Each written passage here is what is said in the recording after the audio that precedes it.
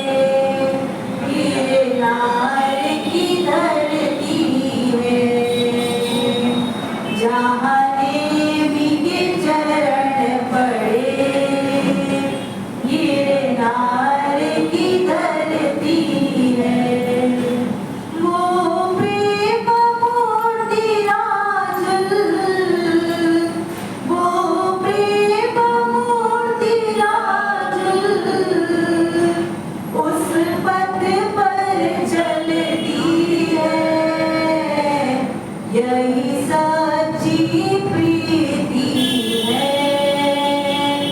यही सच्ची प्रीति है, यही सच्ची प्रीति है, यही सच्ची प्रीति है। अल्पश्रुतं श्रुतवतां परिहासधाम त्वद्भक्तिरेव मुखरि कुरुते बलाम यत्कोकिलचिरमदं मधुरं विरोति तच्चारुचारुकलिका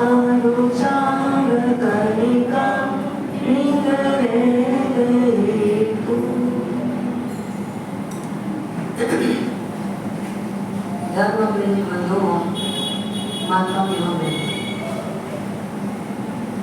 आज का दिन सावन सूदी छठ परमात्मा ने मिला दादा की कल जन्म कल्याण का और आज दीक्षा कल्याण का दीक्षा लेनी चाहिए। क्या बात चल रही है?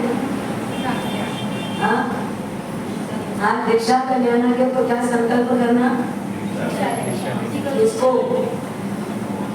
पड़ोसी को हाँ, आज परमात्मा के दीक्षा कल्याण के दिन अपन परमात्मा से एक ही प्रार्थना करें, एक ही अर्ज करें, प्रभु मुझे कब दीक्षा मिलेगी, मैं कब संसार को असार समझकर उस सारभूत संयम को ग्रहण करूं। जिसके पास ज्यादा जागो जलानी है उसको ज्यादा अच्छे से वैराग्य आना चाहिए। क्या बात समझ में आ रही है? जिसके पास वर्तमान की है लौकिक सभी प्रकार की फैसिलिटी है उसको वैराग्य जल्दी आना चाहिए। क्योंकि हमारे शास्त्रों में ये कहा गया है, जैसा 10वें कालिक सूत्र में आचार्य सैन्योस्त्री जी महाराज कहते हैं, जेय कंदे पिए भोए लद्दे की पिट्ठी को गई, साहिड़े चले भोए सेहु चाहते बुझे। जेय कंदे पिए भोए, जिसके पास कान प्रिय ऐसी भोग सामग्रियां हैं, लद्दे भी पिट्ठी को गई, जो ये सबको प्राप्त करके इसको पीठ दे देता है, उसको ठुकरा देता है। साहिने चलेगी भोए, स्वाधीन जो उसके आधीन है, उस आधीन सुख को ठुकरा करके त्याग करके जो निकलता है सेहु चाहते बच्चे, उसी को वास्तव में त्यागी बोला जाता है। वास्तविक त्यागी कौन है? जो था और ठोकर मारा। छोड़ना सबके लिए त्यागी की निशानी है। त्यागी सभी हैं, पर जिसके पास और ज्यादा सत्ता संपत्ति है उसका त्याग करना थोड़ा और ज्यादा वास्तविक त्याग है। क्योंकि था तो छोड़ा, था ही नहीं तो क्या छोड़ना, था ही नहीं तो क्या छोड़ना। तो वास्तव में दीक्षा और संयम, संयम का जो राग है, संसार की असारता का जो बोध है, ऐसे लोगों को विशेष करके होनी ही चाहिए। ये संसार असार तुच्छ है। उत्तराधिकार सूत्र का पाठ चौथा अध्ययन प्रमादा प्रमाद अध्ययन। कौन सा अध्ययन? प्रमादा प्रमाद, प्रमाद अप्रमाद। महादोषों की खान है प्रमाद। प्रमाद क्या है? महादोषों की खान है। एक प्रमाद कई दोषों को लेके आता है और वही अप्रमाद महागुणों का भंडार है। महागुणों का भंडार है कौन? अप्रमाद। मतलब प्रमाद रहित जीवन महागुणों का भंडार है। अब प्रमाद यानी क्या? सोना, सामान्य तौर पर बैठे रहना, कुछ भी काम नहीं करना, ऐसी आलसी के जैसे रहना, उसको प्रमाद बोलते हैं। प्रमाद यानी क्या? सटीक आवाज है। प्रमाद यानी क्या? आलस। आलस ही प्रमाद नहीं है। प्रमाद की सचोट व्याख्या करो। एक क्षण भी व्यर्थ नहीं करना। संसार के कामों में एक क्षण भी व्यर्थ नहीं करना। जैसे मानसिक संसार के कामों में तो जितना लग रहा है सब प्रमाद है। संसार के कामों में जितना समय आपका लग रहा है वो सब क्या है? प्रमाद ही है। धर्म कार्यों के लिए समय व्यर्थ करना। धर्म कार्यों के लिए जो समय लग रहा है वो अप्रमाद ही है, जरूरी नहीं है। वो अप्रमाद ही हो, जरूरी नहीं है। प्रमाद की व्याख्या क्या? अपने आप को भूल जाना प्रमाद है। क्या? खुद को भूलना प्रमाद है। आत्मा विस्मृति प्रमाद है। आत्मा विस्मृति क्या है? प्रमाद है। सामायिक तो कर रहे लेकिन खुद का होश ही नहीं। व्रत पचकान तो कर लिया है पर आत्मा का कोई स्मरण ही नहीं है। भले ना एक दिन का एकादशा भी क्यों ना हो, भले ना एक दिन का एकादशा भी क्यों ना हो, वो आई हुई टिफिन की रोटी हमारी जिह्वा को काम नहीं आती। आई हुई टिफिन की रोटी हमारी जिह्वा को काम नहीं आती। कैसा चाहिए? हाँ, तवा से उतरा हुआ गर्मा गर्म। आत्मा की स्मृति है इसमें? है क्या आत्मा की स्मृति? कल तो बड़े बड़े जवाब आए। भोजन किसके लिए करना है? आत्मा के लिए, शरीर के लिए? हाँ, भोजन किसके लिए? आत्मा के लिए, शरीर के लिए? और शरीर मेरा है या दूसरे का है? शरीर अपना है या पराया है? अपना है। स्मशान में नहीं छोड़ोगे, वहां की रात कोई लेके आता है? हाँ, स्मशान में नहीं छूटेगा शरीर। अपने तो घर में रखना, अपने तो उसको जाने नहीं देना। अरे मरने के बाद एक क्षण भी कोई घर में तो कहाँ अपना है? कहाँ अपना है क्या शरीर? जिसको टिकाने के लिए भोजन करना है वो शरीर तो मेरा नहीं है। ठीक है, शरीर को टिकाना है, साधना करने के लिए टिकाना है, उतने मात्र के लिए अगर इसको हमको सपोर्ट करना है तो थोड़ा अगर कभी रुखा दे दिया तो क्या, थोड़ा ठंडा दे दिया तो क्या, क्या फर्क क्या पड़ने वाला? पेट भरने के लिए खाना है, खाने के लिए जीते हो या जीने के लिए खाते हो? खाने के लिए जीते हो या जीने के लिए खाते हो? दो सेंटेंस बोल रहे हो। खाने के लिए जी रहे हो? हाँ, पर आप लोगों की एक्टिविटी में तो नहीं लगता कि आप जीने के लिए खाते हो। आपका रवैया देख के नहीं लगता कि आप जीने के लिए खा रहे हो। आपकी एक्टिविटी, आपकी रूटीन, आपकी मानसिकता, आपकी चर्या देख करके लगता है कि आप खाने के लिए जी रहे हो। तभी तो गरम गरम चाहिए, तभी तो गरम गरम चाहिए। अरे पेट को अगर भरना ही है तो क्या पेट में ठंडा डालोगे तो नहीं जाएगा अंदर? ये सारा नाटक तो क्या, ये बिना हड्डी वाली जो जीव है ना, उसी का सारा नाटक है। ये सारा नाटक किसका है? जिह्वा का है। बस ये जिह्वा में कितनी देर तक, कितनी देर तक, कितनी देर तक रखोगे? जब तक भी यानी एक कवा को कितनी देर तक मुंह में रखो?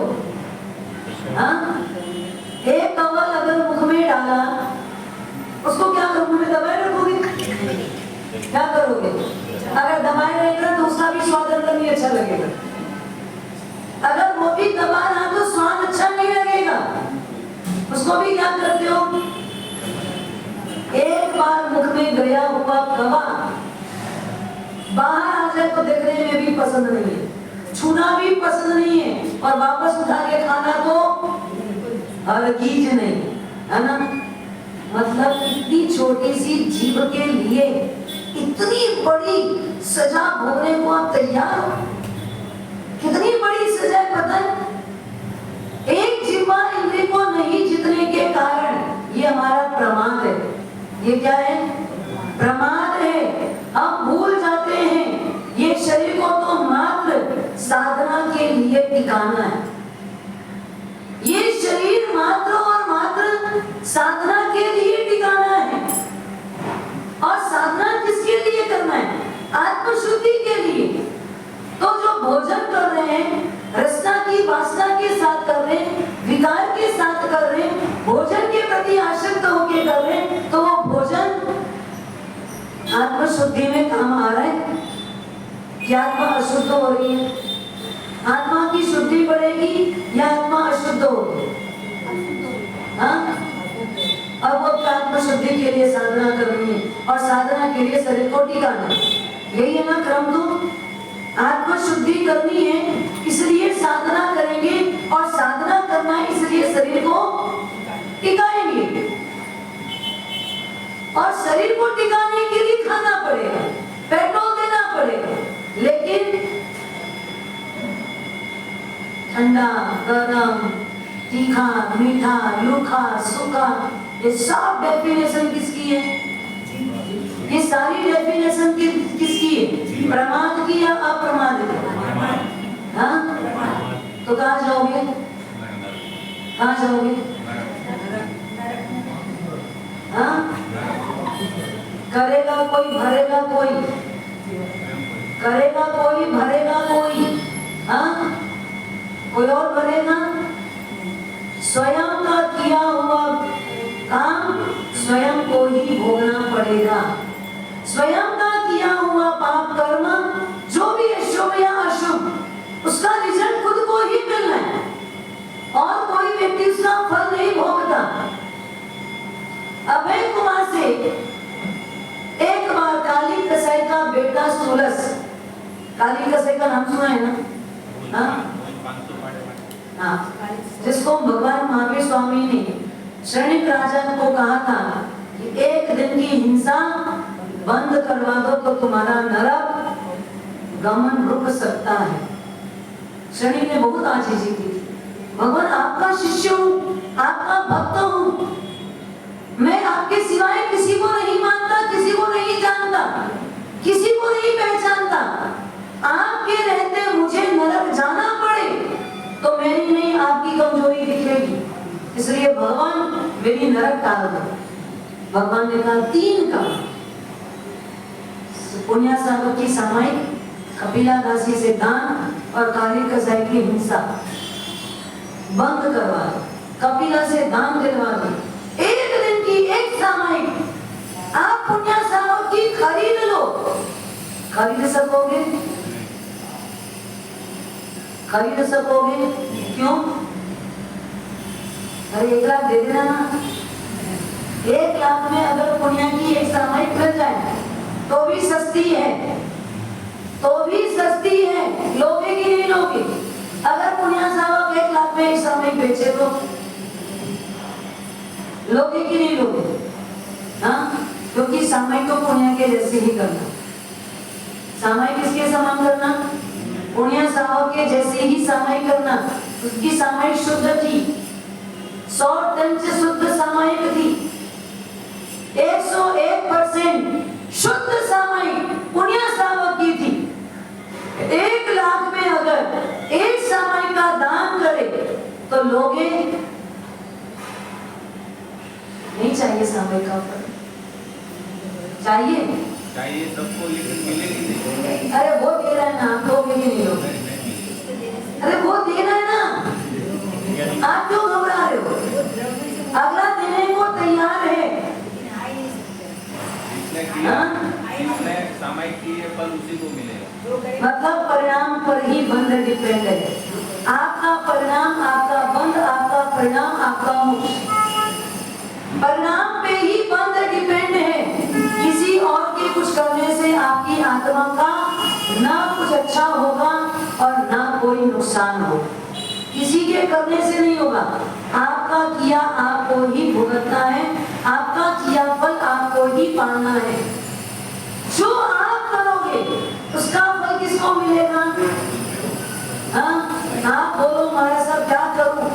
मेरे परिवार में सबको ना कुछ ना कुछ तो मुझे देना ही है, इसलिए क्या करूं, थोड़ा सबको देने के लिए थोड़ा इकट्ठा करना ही पड़ेगा, और थोड़ा इकट्ठा करने के लिए क्या करना पड़ेगा, थोड़ा पापाचार करना ही पड़ेगा, और थोड़ा पापाचार करके जो आएगा वो मैं सबको बांटूंगा, पर पाप का फल कौन भोगेगा?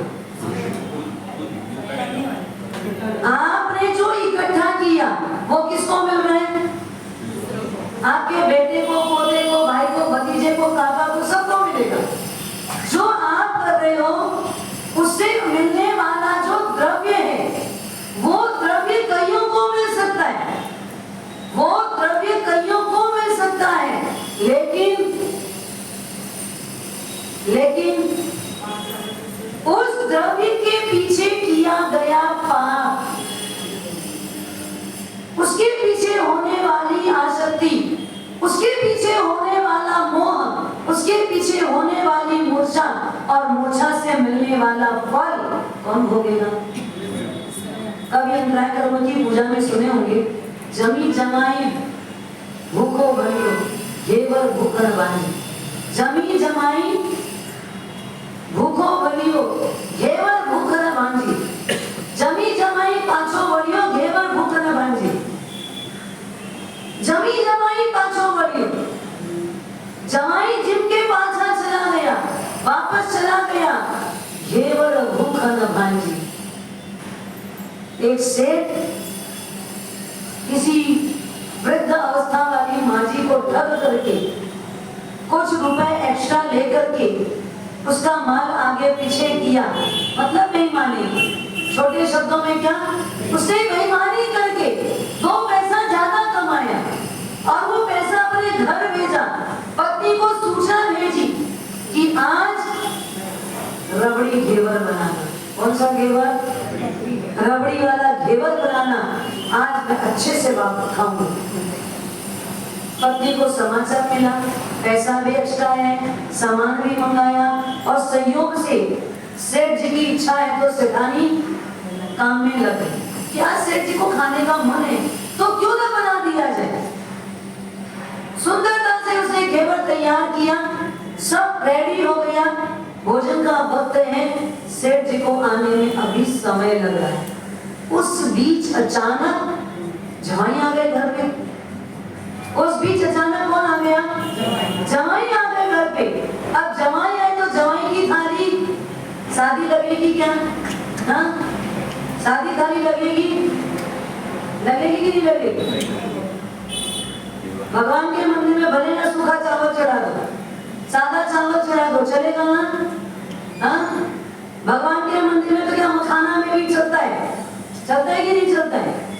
भगवान के मंदिर में तो चॉकलेट भी चढ़ती है, भगवान के मंदिर में मिस्सी की डली में भी काम हो जाता है। हमारे जैसे भाव उसका वैसा प्रभाव, ध्यान रखना, जैसा भाव होगा उसका वैसा प्रभाव होगा। आपके घर में जमाई की थाली में मिठाई एक भी नहीं चलती, 2 होनी चाहिए, एक में भी काम नहीं चलेगा। क्या होगा? मिस्सी की डली पूछो ना, जब भगवान के मंदिर में नैवेद्य चढ़ाना है, मिस्सी की डली में काम होता है, गुड़ की डली में काम होता है, तो हम तो क्या हाथ हिलाते आते।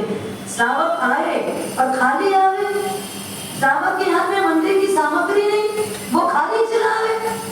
खाली हाथ कभी भी प्रभु दरबार, गुरु दरबार, धर्म दरबार कभी नहीं जाया, कभी खाली हाथ नहीं जाया जाता। प्रभु के दरबार में जो खाली जाता, जो चावल की पोटली नहीं, चावल की डब्बी नहीं, आपके हाथ में थाली नहीं, क्या कहाँ जा रहे हो?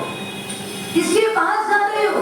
त्रिलोकीनाथ के दरबार, 3 लोक का नाथ, ऐसे देवादिदेव परमात्मा के करीब जाओ और खाली हाथ।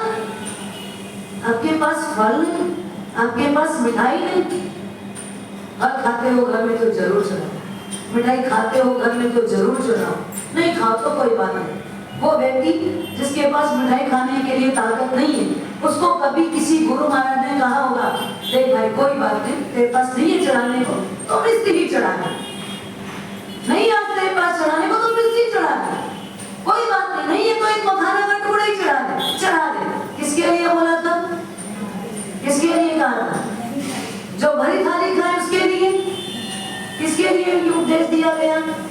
कभी कोई गुरु महाराज किसी को बोले होंगे, कहे होंगे, भाई तेरे पास नहीं है तो दुखी मत हो, आंसू मत बहा, आर्तनाद मत कर, कोई बात नहीं, यहाँ फूल नहीं तो पंखुड़ी से भी काम चलता है।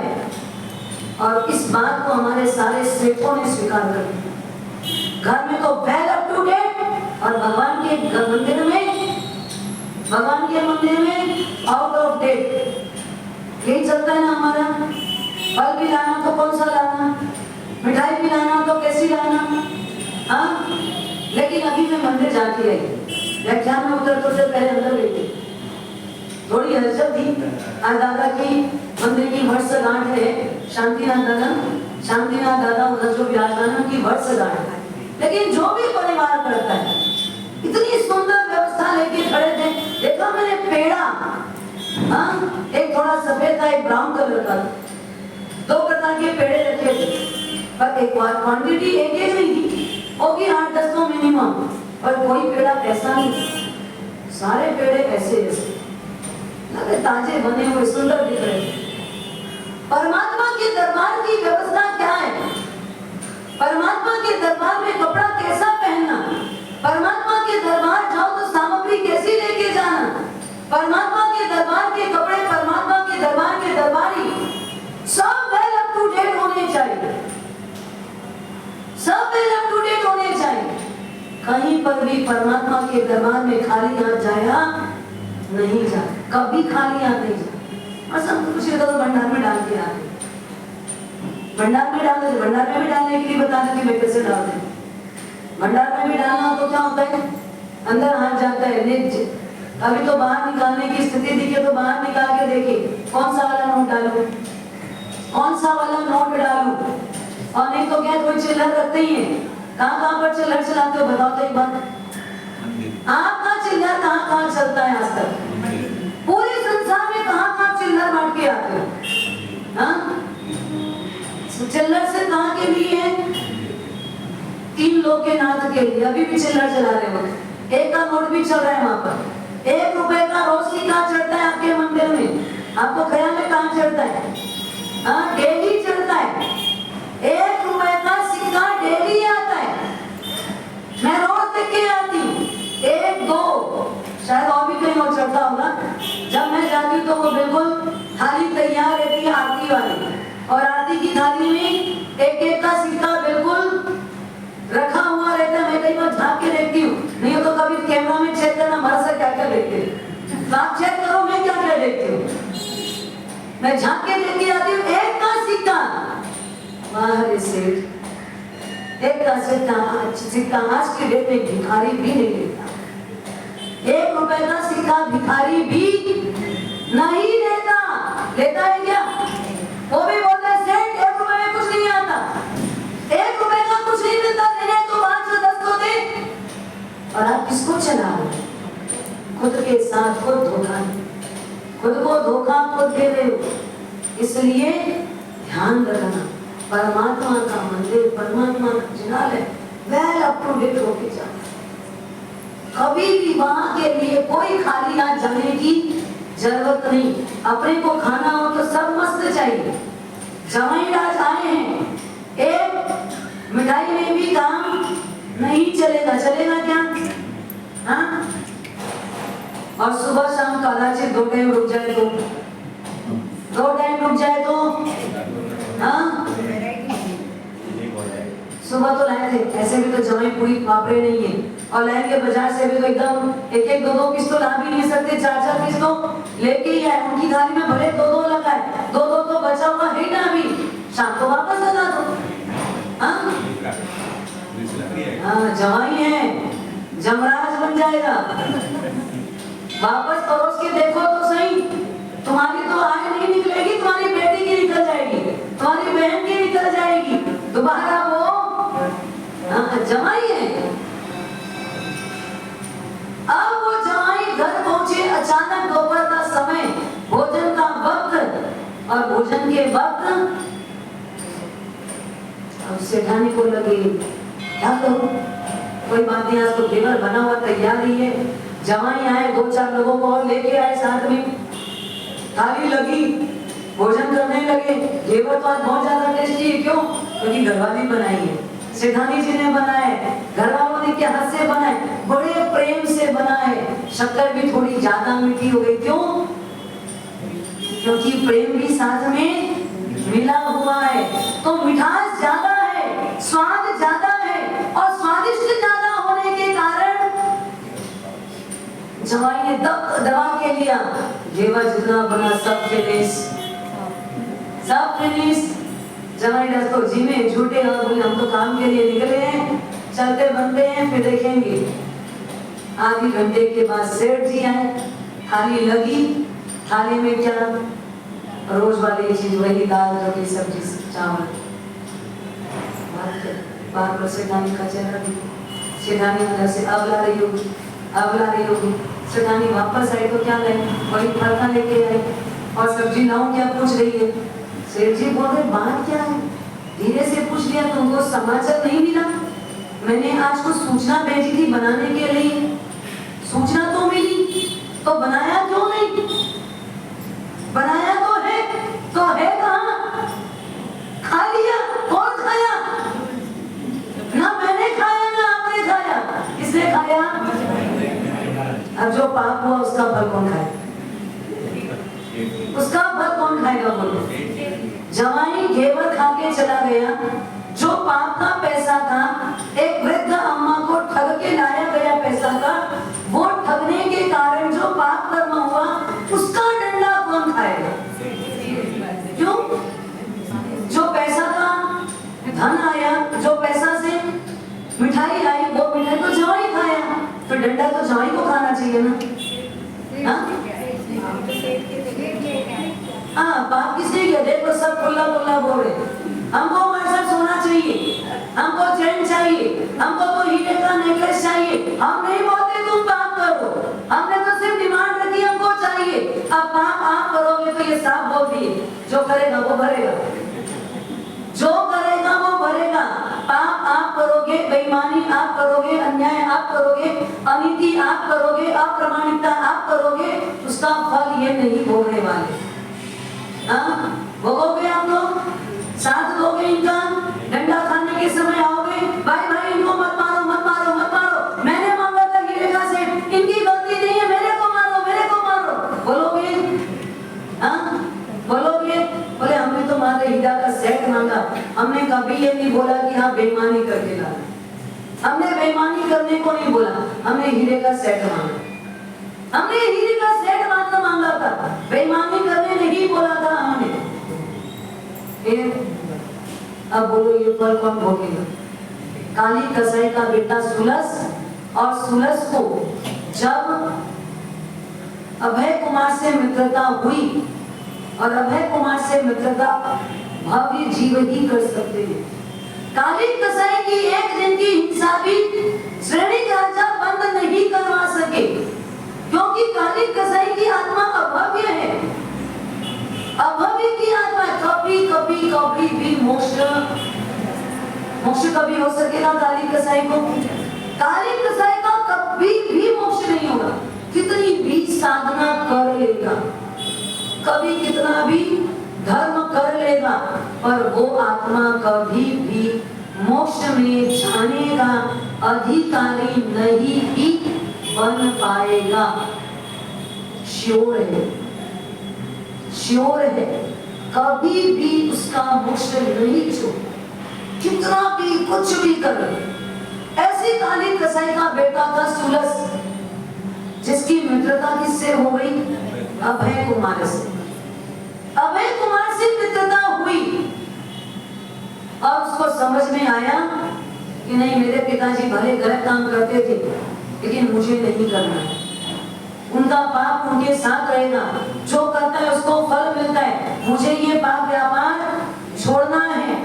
घर वालों को जाके समझाया, घर वाले कहने लगे नहीं नहीं, ये तो अपने माता पिता करते आए, वो धंधा तो आपको करना ही चाहिए। सुरस को लगा मैं इनको समझाऊं कैसे? तो सुरस ने एक दिन लकड़ी काटने के बहाने अपने पैर में एक कुल्हाड़ी मार दी, लकड़ी को छेदना था, उस उसकी बजाय वो कुल्हाड़ी उसने कहाँ लगाई? अपने पैर में लगाई और फिर जोर से चीख के उसने आवाज लगाई, अरे मेरे पैर में बहुत दर्द, बहुत पीड़ा, बहुत ज्यादा असह्य वेदना हो रही है, कोई आओ। सब दौड़ते दौड़ते, क्या हो गया, क्या हो गया, क्या हो गया? बोले बहुत वेदना है, कोई ले लो, कोई ले लो, कोई ले लो। कौन लेगा वेदना? कोई हिस्सेदारी, कोई भागीदारी, कोई इसमें थोड़ा कम कर सकता है? मलहम पट्टी लगा दें, 2 शब्द आश्वासन के बोल सकते हैं, लेकिन आपका जो दर्द है उसमें कौन? हाँ, मैं तो लकड़ी आपके लिए काट रहा था। क्या बोल रहे हैं सुलस? चूल्हा तुमको जलाना है, रोटी तुमको पकानी है, इसके लिए मैं लकड़ी काट रहा था और तुम्हारे लिए काट रहा था। मेरे को कुल्हाड़ी लग गई, तो इसका तुमको अभी थोड़ा दर्द लेना ही चाहिए। लेना चाहिए कि नहीं? लेना चाहिए कि नहीं? और ले सकते हैं कि नहीं? हाँ, जब पुण्य सामग्री सामयिक नहीं ले सकते तो हम किसी का दुख दर्द भी अपना किया अपने को भोगना पड़ेगा। कड़ान कम्मण न मुख अति, 4था अध्याय कहता है कड़ान कम्मण न मुख अति। 3रा श्लोक जिसका 4था पाद है, कृत कर्म को भोगे बिना मोक्ष नहीं है। जो कार्य करके हमने पाप बांधा उसको भोगे बिना हमको छुटकारा मिलने वाला नहीं है। तो ध्यान रखना, चाहे लाख प्रयत्न कर लो, लाख कोशिश कर लो, कभी भी हमारा कर्म किया हुआ कोई दूसरा नहीं भोगेगा। कौन भोगेगा? स्वयं को भोगना होगा। और कर्म का बंधन बांध तो लिया है, अगर उसे क्षय करना है तो कौन सा प्रयत्न करना चाहिए? कौन सा प्रयत्न करना चाहिए? बोलो, शुरुआत कहाँ से कीजिए? आज का मेरा प्रायश्चित शब्द आगे नहीं है। आत्मा की स्मृति, संयम आदि ग्रहण करना, खुद को भूल जाना क्या है? प्रमाण। आत्मा की स्मृति क्या है? अप्रमाण। तो जो संसार की भोग सामग्रियां हैं वो हमको आत्मा विस्मृति कराती है। क्या कराती है? आत्मा विस्मृति कराती है। तो हमारा आत्मा जागरण हो गए, हम अपनी आत्मा को जगाएं, हम स्वयं जगे कि नहीं, मुझे अप्रमत्त भाव में ही जाना है, मुझे अप्रमत्त भाव को जीना है, मुझे अप्रमत्त भाव में रहना है। जब आप अप्रमाद की ओर जाओगे तो आपको लगेगा ये संसार की सारी सामग्रियां, भोग सामग्रियां, ये आत्मा के हित में नहीं। किसमें है? किसमें है? ये अहित में है। ये आत्मा के हित में नहीं है, अहित में है। तो संयम लेना, संयम के लिए तो पहले संयम करना। संयम लेने से पहले क्या करना? संयम करना। संयम करना का मतलब अपनी इंद्रियों को धीरे धीरे धीरे धीरे अपने अंकुश में लाओ। क्या करो? धीरे धीरे अपने कंट्रोल में लाओ। हर एक इंद्रियां, उसके इशारे से नाचना नहीं, उसके कथनानुसार करना नहीं, उसके कथनानुसार जीना नहीं। जो इंद्रिय कहते वो नहीं करना है। जो मेरी आत्मा को करने लायक है वही मुझे करना है। पर जो भी अच्छा करना है उसको हम कब करने की सोचते हैं? कब करेंगे? बाद में कब? बाद में कब करेंगे? जिस समय यमराज लेने आ जाएगा तब शायद ये बोलोगे, रुक जा भाई, 10 मिनट रुक जा, मैं पूरी जिंदगी भगवान का कभी नाम नहीं ले पाया, 10 मिनट के लिए मुझे भगवान का बस नाम लेने का समय दे दो। मिलेगा समय? मिलेगा? वो देगा? पूरी दुनिया को मुट्ठी में कर लो, यमराज की मुट्ठी में हम सब है। वो किसी की सुनवाई नहीं करता। भगवान महावीर को भी अंतिम समय में इंद्र महाराज कहने के लिए आए, भगवान कृपा करो, आपका आयुष्य 2 घड़ी का बढ़ा दो, आपका आयुष्य कुछ क्योंकि जो भस्म ग्रह है, तीसरे नंबर का जो भस्म ग्रह है, वो अभी आपकी जन्म राशि पर बैठता है, जिसके कारण ये शासन की प्रभावना थोड़ी कमजोर हो जाएगी, शासन की प्रभावना थोड़ी मंद हो जाएगी। और अगर आपकी दृष्टि उस ग्रह पर पड़ जाए तो ग्रह का प्रभाव कमजोर हो जाएगा। अगर आपकी दृष्टि नहीं पड़ी तो ग्रह का प्रभाव काम कर जाए। तीन लोग के नाथ की दृष्टि से हर एक लोग अपने आप को सहज ही नीचे कर लेते।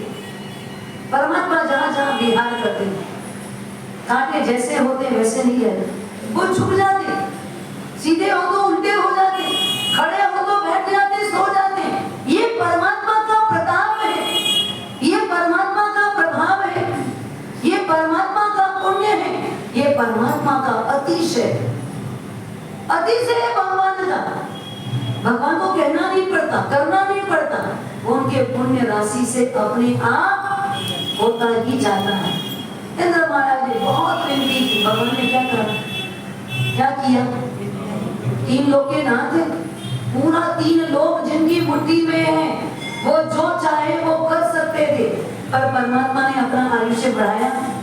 क्यों? जो तीन लोग के अंदर क्या यमराज नहीं आते? यमराज क्या तीन लोग में नहीं रहते? हाँ रहते हैं ना। तो क्या भगवान उसको वश में नहीं कर सकते थे?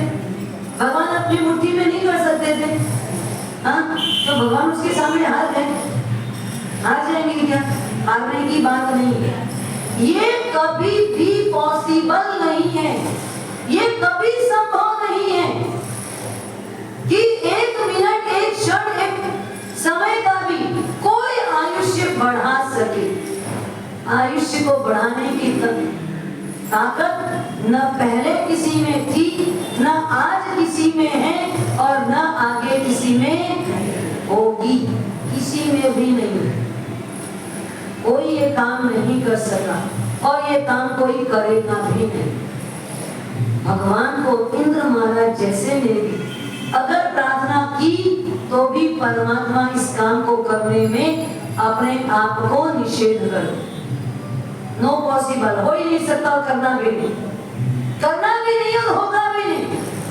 यही है, आयुष्य आज पूरा हुआ तो इसको आज थोड़ी टूट गई तो टूट गई, ये सांधी नहीं जा सकती। एक बार अगर आयुष्य की डोर टूट गई, लाख कोशिश कर लो, वो संधने वाली नहीं है, वो जुड़ने वाली नहीं है। जुड़ सकती है क्या आयुष्य की डोर वापस? गठान लगा के, एक गठान लगा लो, वापस जुड़ तो जाएगी। कई केमिकल निकल गया, पता भी नहीं चलेगा जुड़ गया, निकल गया ना कई केमिकल। आयुष्य की डोर सांध लोगे? हाँ, किसके पास ताकत है बोलो? एक दिन की भी ताकत हमारे पास नहीं है। कल को छोड़ो, आज की नहीं, अभी की भी ताकत हमारे पास है क्या? एक क्षण का भी आयुष्य बढ़ाने की ताकत हमारे पास नहीं है। वही चीज यहाँ पर कही गई है, जरो बणिय सहु लक्की दाना असंकयम जीविय भाव कमाए, यानी तेने जहाँ संधि मुहे गई सब कमुणा दीक्षय पाप कार्य। ये सारी गाथाएं यही बोल रही है कि आयुष्य की डोर बढ़ाने की ताकत किसी के पास नहीं है। टूट गई डोर को साधने की क्षमता भी किसी में नहीं है। आप त्रिलोकी नाथ से या आपका वर्तमान का कोई कितना भी पहुंचा हुआ, आपको लगता है ये तो क्या मूर्ति स्वरूप परमात्मा है, ये तो क्या है प्रत्यक्ष नहीं, ये तो क्या है प्रतिमा स्वरूप परमात्मा है। अभी वर्तमान में जो आदमी आपके सामने खड़ा है उसकी ताकत शायद आपको ज्यादा लगती होगी। आप कितने भी बड़े से बड़े ज्योतिष को बुला लो, कितने भी बड़े से बड़े पंडित को बुला लो, उनके पास भी आपका एक क्षण का भी आयुष्य बढ़ाने की ताकत नहीं। आपको लगे कि मैंने तो क्या भगवान से 1 महीने का समय मांग लिया है, 1 साल का समय मांग लिया है, कौन दे सकता है? अगर दे सकते तो पहले उपयोग खुद नहीं कर लेते। जिन शासन की जाओ जलाली के लिए उन्हें उनका स्वार्थ भी कहा था, ये तो लोगों का धर्म बढ़ता, आत्मा का कल्याण होता, लेकिन ये काम होना ही नहीं है।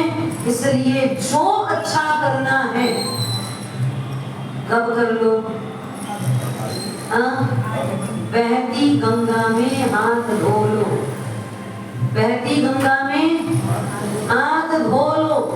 कब क्या होगा कुछ पता नहीं है। इसलिए सुलस ने जिससे मित्रता की वो व्यक्ति की क्वालिटी भव्य ही अभय कुमार से मित्रता कर सकता था। अभव्य की आत्मा अभय कुमार से मित्रता भी नहीं कर सकती। ये अभय कुमार की क्वालिटी थी। ये क्वालिटी किसकी थी? अभय कुमार की ये क्वालिटी थी। लेकिन हमारे पास अपनी क्वालिटी क्या है? हमारे पास अपनी क्वालिटी क्या है? कोई क्वालिटी हमारे पास अपनी खुद की? हाँ, कि हमारे साथ ऐसे ही लोग दोस्त हो सकते हैं। मेरे इर्द गिर्द रहने वाले ऐसे अच्छे ही लोग होंगे। मेरे बीच में कोई भी है, मैं किसी के बीच में हूँ, आंख बंद करके समझ लेना मतलब सब सच्चा नहीं होंगे, सब साहूकार ही होंगे, सब ईमानदार ही होंगे। हाँ, आंख बंद करके भी बोल सकते हो आप लोग। क्यों? अपनी इतनी क्वालिटी तो बना लो, अपने इस जीवन का इतना तो वर्ष तैयार कर लो। मैं खुद इतना स्वच्छ जीऊंगा कि मेरे आजू बाजू रहने वाले भी सब, हाँ, उसका औरा का फर्क पड़ता है, उसके औरे का ही फर्क पड़ता है। बेटा तो काली कसाई का है सुलस, अभव्य का बेटा है। काली कसाई कौन है? अभव्य। और उनका बेटा कौन है? सुलस। लेकिन उसने मित्रता किससे की? किससे की? अभी तो कसाई का बेटा है ना। कसाई का बेटा एक राजा के बेटे के साथ मित्रता कर रहा है, राजकुमार से मित्रता कर रहा है, मंत्री से मित्रता कर रहा है, 500 मंत्रियों का सिरताज है अभय कुमार, उसके साथ मित्रता कौन कर रहा है? कसाई है वो, मत देखना। कसाई में भी एक आत्म कल्याण की अभ्यर्थना। कसाई का बेटा है, लेकिन जब तक ना समझी थी, नादानी थी, तब तक कोई नादानी का जीवन जी लिया। लेकिन जिस समय समझ में आया उस समय नादानियत छोड़ दी। उसी पल उसी क्षण उसने छोड़ दिया। जब कोई दर्द ले नहीं पाया तो बोला जब ये दर्द तुम नहीं ले पाओगे तो मैं जितना पापाचार करूंगा, जितनी हिंसाएं करूंगा, उसका फल कौन भोगेगा? मुझे ही भोगना पड़ेगा। इसलिए आज से वो व्यापार बंद। आज से मैं ये व्यापार नहीं करूंगा। आप तो किसके लिए कर रहे हो? आपका तो मन ही दूसरों के लिए करने का है। सारा पाप करो और उसका फल कहाँ जाओगे भोगने? एक भी व्यक्ति नहीं आएगा फल भोगने के लिए। ध्यान रखना। लाखों करोड़ों अरबों के मिलकत छोड़ के चले जाओगे और उसका सारा डंडा तैयारी के साथ जाना, तैयारी के साथ ही जाना। प्रैक्टिस करते जाओ अभी से डंडा खाने की। हाँ, डंडा खाने की प्रैक्टिस कर लो, क्योंकि हमारे कर्म ऐसे ही हैं। वहां जाने के बाद अचानक सडन नहीं मिलेगा, बिल्कुल सहन नहीं होगा। थोड़ा थोड़ा थोड़ा सहन करते जाओगे तो थोड़ी सहन शक्ति बढ़ जाएगी। क्योंकि डंडे तो वहां के एक पल के लिए भी छूटने वाले नहीं है, एक पल के लिए भी छूटने वाले नहीं है। यहाँ तो कोई रे भी बोल दे तो सहन नहीं होगा, और वहां तो कोई रे क्या बोलेगा? दुत्कार के सिवाय कोई मिलने वाला ही, कुछ भी मिलने वाला नहीं है। तो प्लानिंग से चलो। रे बोले तो भी पी लो, रे बोले तो भी पी लो, जी लो, हंसते हंसते सहन कर लो, थोड़ी तैयारी कर लो। और थोड़ी शायद तैयारी करोगे तो वहां से टल जाओगे, शायद जाना भी ना पड़े। पर हमारी तैयारी रहे। कड़ान कम्माण न मुख अति, कृत कर्मों को भोगे बिना छुटकारा नहीं है। जितना ज्यादा गहरे चित्ते हो उतनी गहराई के साथ आसक्ति वशात हमको वो पाप कर्मों का फल भोगना ही पड़ेगा। उदय भान वीर भान दोनों घोड़े पर सवार होकर आगे तो निकल रहे हैं। चलते चलते चलते चलते चलते चलते बहुत समय हो गया, कहीं घोड़े को रोका नहीं। अचानक घोड़े जोर जोर से हाँफने लगे, उनको रोकना पड़ा। घोड़े रोके, नीचे उतरे, घोड़े को थोड़ा सहलाने के लिए करे, उस बीच तो दोनों घोड़े लुढ़क गए। जमीन पर गिर गए क्योंकि बहुत ज्यादा लंबा चल लिए, बिना ब्रेक के चल लिए। उनकी श्वास दम घुटने लगा, पानी के कारण गला श्वास करने लगा और इसके कारण दोनों घोड़ों ने एक साथ दम तोड़ा। पाप कर्म का उदय। ऐसे भरे जंगल में घोड़े भी अब चलने के लिए तैयार नहीं। क्या करेंगे, किसके साथ जाएंगे, यहाँ कौन सहारा देगा। घोड़े के ऊपर से सामान उतारा, बहुमूल्य आभूषणों की पोटली उतारी और पैदल चलना चालू किया, जो आज तक कभी पैदल चले नहीं। और जो पैरों में जूतियां थी वो भी क्या हुआ, घोड़ों की तेज रफ्तार में धीरे धीरे धीरे जंगलों में गिरती गई। उसको उठाने का भी वक्त उनके पास नहीं था। अब तो घोड़े भी चले गए, अब नंगे पांव जंगलों में चलना पड़ रहा है। साफ सुथरी कोई पगडंडी नहीं है, कहीं कांटा है, कहीं कंकर है, कहीं ज्यादा चुभन हो रही है। ऐसे में चलते चलते चलते चलते परेशान हो, चलते भी नहीं बन रहा है, पैर ऐसे ऐसे ऐसे लड़खड़ा रहे हैं, लेकिन चलना तो पड़ेगा। अभी तो पिताजी की नगर की सीमा की सरहद में ही हम बैठे, अभी सरहद पूरी हुई नहीं है, उसके पहले घोड़े रवाना हो गए। अब आगे तक बढ़ना है, निकलना है, करें तो कैसे करें। चलते चलते चलते वीर भाट के मुख से जोर की एक चीख निकल गई, हे मां। उदय भान ने बोला, क्या हुआ, क्या हुआ भाई तुझे? अरे बहुत जोरों से कांटा चला रहा है, एक कदम भी आगे नहीं बढ़ेगा अब तो। वहीं नीचे बैठी उदय भान ने दूसरा कांटा निकाला और उस कांटे से कांटे को निकालने लगे, पर वो इतना गहरा चला गया है कि बड़ी मुश्किल से वो कांटा निकला तो सही, पर साथ में खून की धारा बहने लगी। फट से जंगल से मिट्टी उठाई और धूल ढक करके उस खून को बंद किया, ऊपर से कपड़ा फाड़ करके पट्टी जैसा लगाया। बोले चल भाई, हाथ पकड़ के अपन धीरे धीरे धीरे चल। भूख अलग लग रही है, प्यास अलग लग रही है, पाँव में थकावट अलग आ गई है, नींद आंखों में अलग से आ रही है। अब इस सीमा को पार नहीं करेंगे तो बहुत बड़ा खतरा है। जैसे तैसे उदयमान वीरमान वो जंगल को पार कर रहे हैं और उस तरफ अभी मंत्रेश्वर ने आने से इनकार कर दिया। राजा के पास लेटर पहुंचा, मंत्री का लिखा हुआ पत्र पढ़ा, पत्र पढ़ के राजा बेहोश हो गए। शीतल उपचार किया, होश में आए।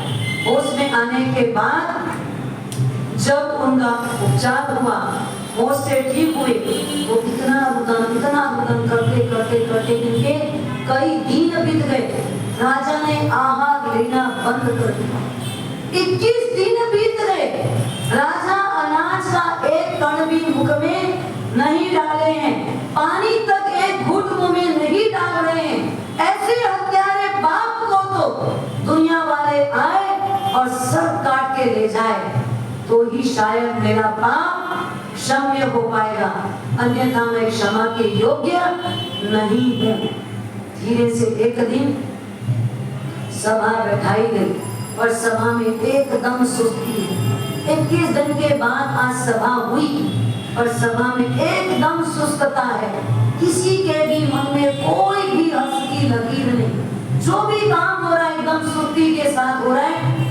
उस बीच अचानक एक आदमी दौड़ते दौड़ते हाँकते हाँकते वीर धवल राजा के करीब आया। राजन राजन बधाई हो बधाई हो बधाई हो। राजा ने कहा अब इस गंगावती में बधाई के लायक कोई समाचार नहीं, ये गंगावती में अब बधाई के लायक कोई भी समाचार नहीं है। नहीं नहीं राजन है, बहुत बड़ी बधाई लाया हूँ। क्या बधाई देना चाहता है, वो बधाई कौन सी होगी, उसका अधिकार अगले वर्तमान जो यानी भगवंतों ने लिखा होगा। थोड़ी सी हमको मिली थी मगर उम्र, थोड़ी सी हमको मिली थी मगर वो भी ढलने लगी देखते देखते।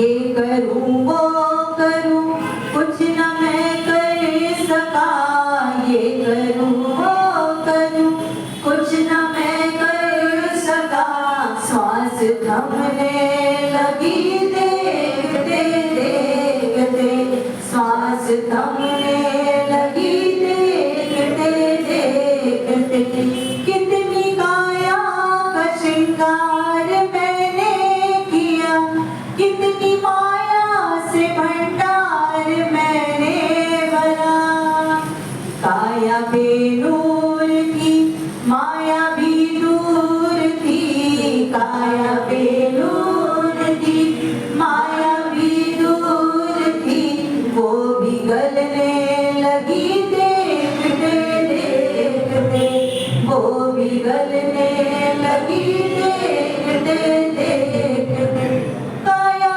बिगड़ी हुई भी बदल जाएगी जो बची है अगर वो निकल जाएगी लो जनाजा हुआ और तकाजा हुआ लो तकाजा हुआ और जनाजा उठा डोली चलने लगी देखते देखते डोली चलने लगी देखते देखते इस जहां ने मुझे ऐसे ठुकरा दिया आग ने मुझको सीने से लिपटा लिया इस जहां ने मुझे ऐसे ठुकरा दिया आग ने मुझको सीने से लिपटा लिया राख को छोड़ परिजन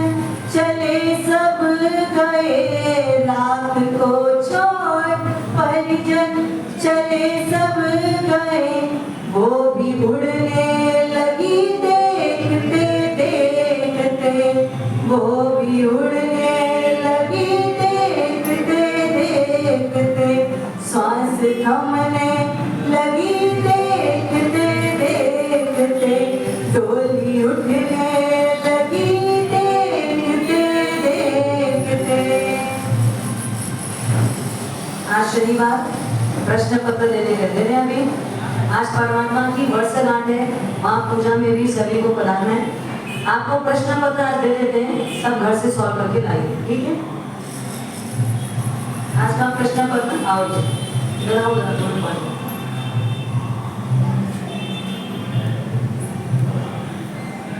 वैसे यही भरने का है लेकिन आज अपन चाहते हैं कि परमात्मा की भक्ति में सभी लोग पहुंचे